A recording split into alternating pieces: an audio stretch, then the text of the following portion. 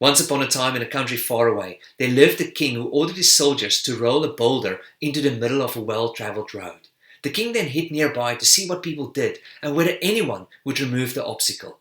And as he was waiting, some of the country's wealthiest citizens came along in their fancy carts, pulled by beautiful horses. And when they saw the boulder in the way, they were extremely upset about it.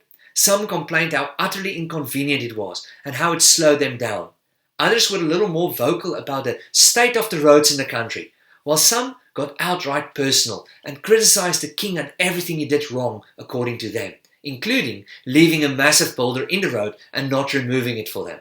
However, except for all the complaining about the problem, the travelers also had one other thing in common.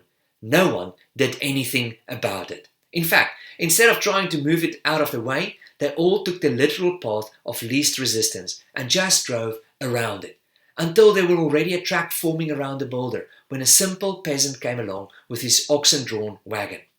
Now he also saw the problem, and he thought that it must be slowing everyone down who came along the road. And so, being a practical man, he fetched a shovel from his wagon and started loosening the ground around the rock, making a little furrow for it to one side. And then he put his shoulder to the boulder and started heaving, until eventually it began moving, and slowly but surely he got the boulder out of the way. And as he sat next to the road, trying to catch his breath, he was surprised to see a little bag in the middle of the road where the boulder had been. And when he picked it up, it was full of gold coins and a note written by the king himself that simply said, "If you took the time and the trouble to make life better for others, you should be rewarded for it." Friends, when you come across a problem that is not necessarily yours, don't just complain about it or try to move around it. Instead, stop and see if you can do something about it.